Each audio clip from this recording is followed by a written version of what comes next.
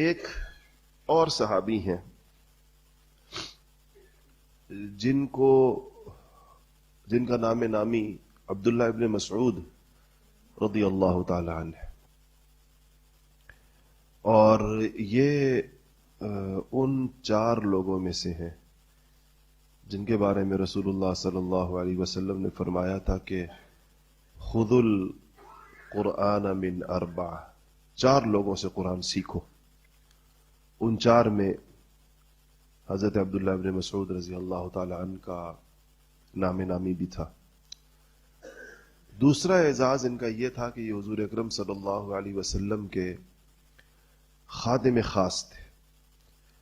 ان کو صاحب السواک والنعل بھی کہا جاتا ہے۔ سواک مسواک کو کہتے ہیں اور نعل جوتوں کو کہتے ہیں۔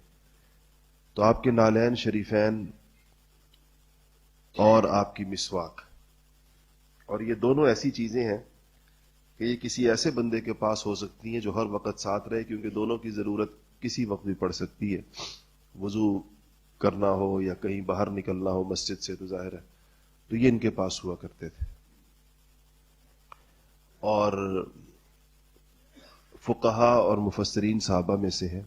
ان کی تفسیری اقوال بہت مشہور ہیں، اور بعض حضرات نے تفسیر ابن مسعود کے نام سے اس کو جمع بھی کیا، جیسے عبداللہ ابن عباس رضی اللہ تعالی عنہ کی تفسیر جو ہے وہ مشہور ہے، ایسے عبداللہ ابن مسعود رضی اللہ تعالی عنہ کی تفسیر بھی مشہور ہے۔ یہ اپنا اسلام لانے کا واقعہ یہ بتاتے ہیں کہ میں عقبہ بن ابی معیط، مشہور سردار ہے قریش کا، اور حضور اکرم صلی اللہ علیہ وسلم کو اس سے بہت زیادہ تکلیفیں پہنچی ہیں۔ وہ چند ایک لوگ جن سے سب سے زیادہ آپ کو تکلیف پہنچی ہے اور جنہوں نے سب سے زیادہ بدبختی اور شقاوت کا مظاہرہ کیا ہے، ان میں ابو لہب کے بعد اگر کوئی نام آ سکتا تو شاید اسی عقبہ بن ابی معیط کا ہے۔ یہ آپ کا پڑوسی بھی تھا، ساتھ والے گھر میں رہتا تھا۔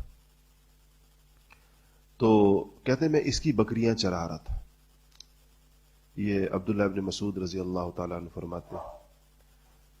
تو کہتے ہیں کہ میں باہر تھا، مکہ سے باہر، بکریاں جیسے چرائی جاتی ہیں پہاڑوں پر۔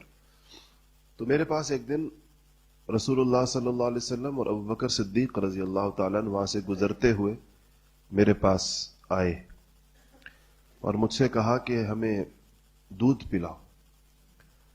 تو میں نے کہا کہ یہ بکریاں میری نہیں ہیں،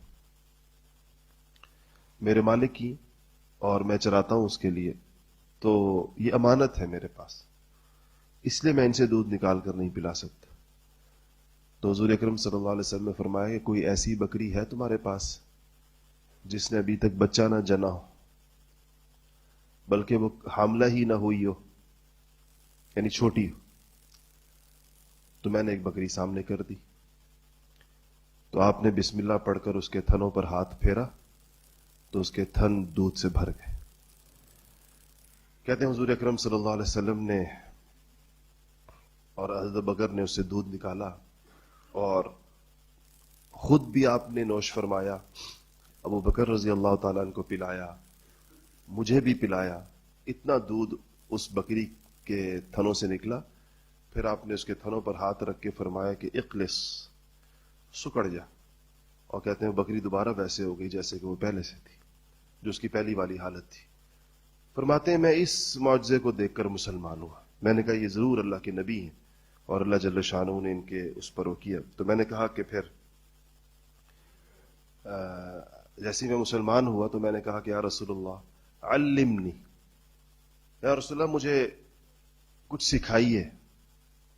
تو آپ صلی اللہ علیہ وسلم نے کہا کہ میرے سر کے اوپر ہاتھ پھیرا اور فرمایا کہ بارک اللہ فیک فإنک غلام معلم۔ آپ نے فرمایا کہ اللہ تیری عمر میں برکت دے، تو پڑھا ہوا ہے، تو سیکھا ہوا ہے۔ معلم کا مطلب ہوتا ہے جس کو پڑھا دیا گیا ہو، جس کو سکھا دیا گیا ہو۔ کہتے میں نے تو علم کی درخواست کی تو آپ نے کہا کہ تو پڑھا ہوا ہے اور تو سیکھا ہوا ہے۔ اس کے بعد یہ آپ صلی اللہ علیہ وسلم کی خالص ذاتی خدمت پر مامور ہوئے۔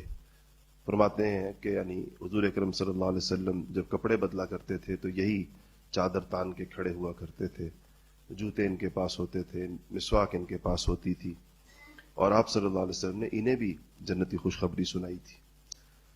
تو یہ عبداللہ ابن مسعود تھے.